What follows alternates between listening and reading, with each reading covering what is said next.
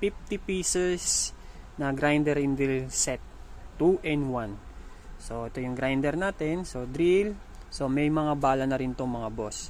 So merong bala tayo sa drill na pang tiles, sa mga bato, ito po yun.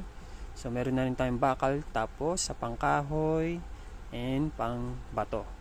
Meron na rin tayong lock na may kasamang sa drill at ganun din sa grinder. May cover na rin tayo sa grinder. Yan po siya. So yung nagtatanong po kung ilang watts po ba itong grinder natin, 1000 watts po siya. 200 volt po siya. So ang drill naman natin ay 450 watts. So 220 volt na rin po siya.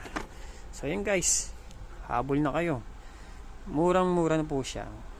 So ito po ay nagkakalaga lang siya ng 1,500. Set na po yan. Meron na siyang hard case na rin at